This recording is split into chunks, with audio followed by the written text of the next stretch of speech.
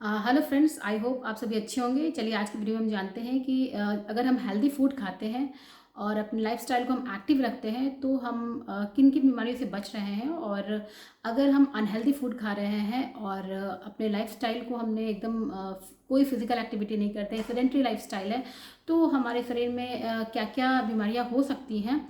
इसके अलावा हम कौन कौन से माइक्रोन्यूट्रिएंट्स जो और विटामिन्स की कमी होती है उस पर भी हम चर्चा करेंगे।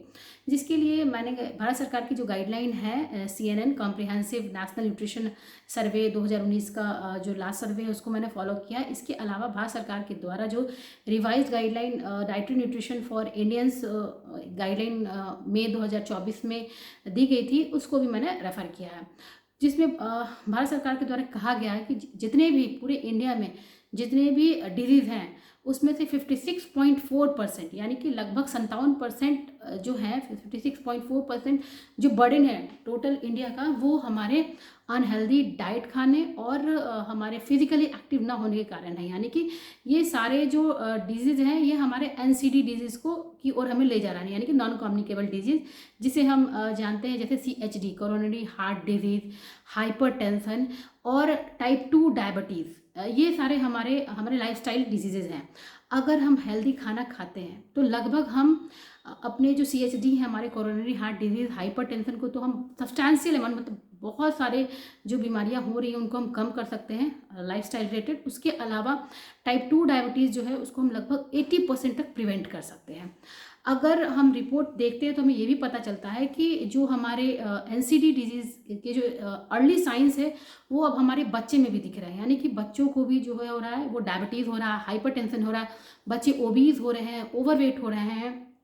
और हम ये भी जान रहे हैं कि जो पूरे भारतवर्ष में जो हमारे फैमिली इनकम है उसमें से हम मैक्सिमम जो हमारा अमाउंट है वो हम किस पे खर्च कर रहे हैं, ये जो अनहेल्दी फूड है उसको खरीदने में। यानी कि अनहेल्दी फूड को अगर हम गाइडलाइन को रेफर कर रहे हैं तो उन्होंने कैटेगराइज किया है जैसे कि हाई प्रोसेस्ड फूड, जो हमारे पैक्ड फूड है, केन्ड फूड है, उसको हम खरीद रहे हैं। इसके अलावा जो हमारे high fat, sugar and salt जो कंटेंट वाले जिसमें बहुत सारे सॉल्ट है, शुगर है, बहुत डीप फ्राइड है, उसको हम खरीद रहे हैं। जिसके कारण क्या हो रहा है कि हमारे शरीर में आयरन की कमी हो रही है, फोलेट की कमी हो रही है और अल्टीमेटली वो लीड कर रहा है एनीमिया में।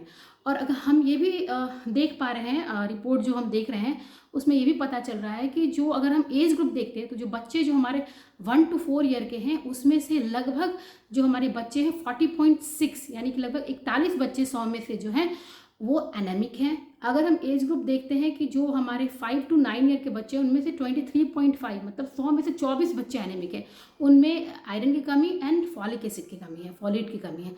और जो हमारा एज ग्रुप 10 से लेके 19 वर्ष के बच्चे हैं उनमें 28% लगभग जो है हमारे बच्चे जो है एनेमिक है। तो ये हर एज ग्रुप के बच्चे जो हैं वो एनेमिक है, क्योंकि हम बच्चों को जो हमारे हाई फैट, सॉल्ट और sugar content, highly processed food खिला रहे हैं।